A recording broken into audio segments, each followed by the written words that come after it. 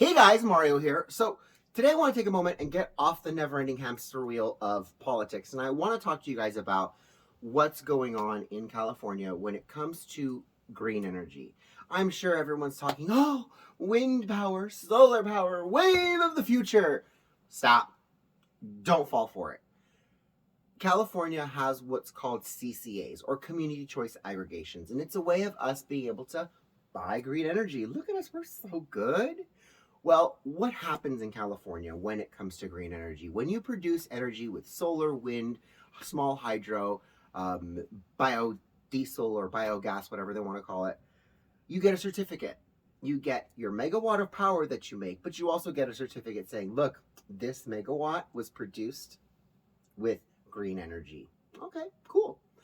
The state of California allows that certificate and that energy to be sold separately, creating a second market for just certificates. Now, the energy gets transmitted across the country and used up because, as you know, utility companies don't have a way of storing electricity. They just use it. So what they do is they buy up the energy in their certificate and they send the energy away, and then they say, all right, well, we're left with the certificate. What do we do with it? They reattach their regular system power to that certificate, deliver it to you and say, look at you. Aren't you such a good person? You have got this energy with green energy, when in fact it was really not produced with green energy. It was just attached to a green energy certificate. That's the first way that our giant utility companies are greenwashing our power. That's what it's called. They're washing it green. Brown power is labeled as green power. The other way is these certificates get separated and nobody can run their city on a certificate. So what happens is community choice aggregations, or CCAs, buy up these excess certificates because there's only so much accounting that you can do.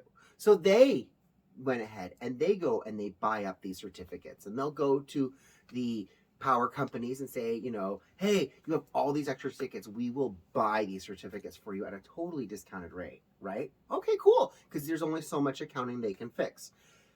Well, then what they do is they say, we have all these certificates, but we can't run a city on certificates. So then they go back to the power company and they say, hey, or they go to a different power company, a provider, and they say, hey, we have all these certificates. Would you be willing to attach your power to our certificates? And then we'll just charge them the rate. And the power company says, you're using my lines? Sure, no problem. I mean, energy's energy, right? So the CCAs then take charge of a community's electricity choices and their power delivery system. They are not in charge of the actual power. They are not in charge of the lines. They are merely in charge of acquiring the certificates to attach to the power that they're going to deliver to you. You following me? Now, when the chair of the Air Resource Board in California was questioned about this tactic that they're using in 2020, they said, well, it doesn't seem like there's anything illegal happening when it comes to using greenhouse gas credits and renewable energy credits like this, but there may be fraud.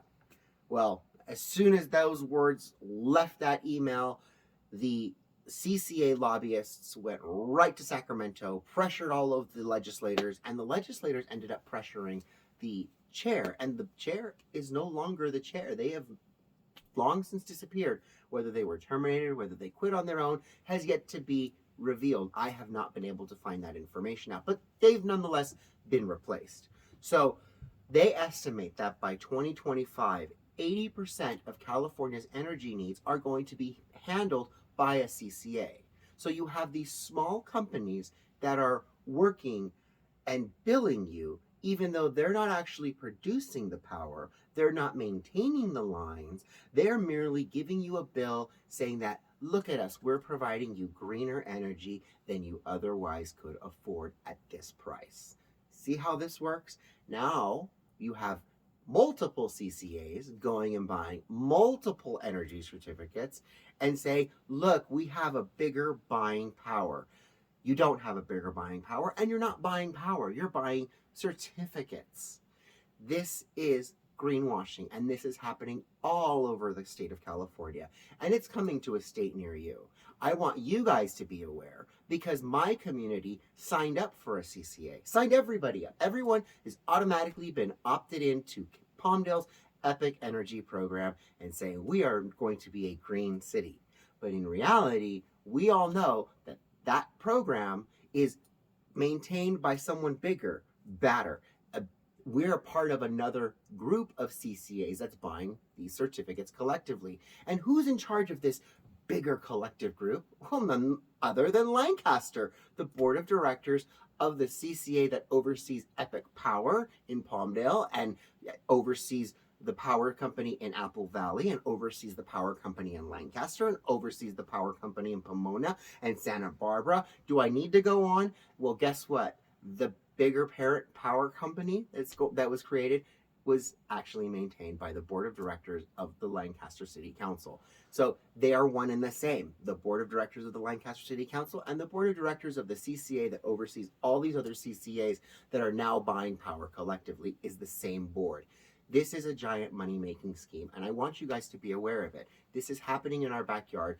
I wrote a big old giant expose that's coming out in next edition's Palmdale Journal, and I wanted you guys to understand exactly what is happening, because if you don't opt out by October 1st, you have been automatically entered into Palmdale's California Choice Epic Energy program, where you are going to now pay extra for the same power that's been coming to your lines, coming out of your walls for umpteen years. So be aware, get involved, do something, and talk to a neighbor, because knowing this information is good for you, but telling others the information is even better.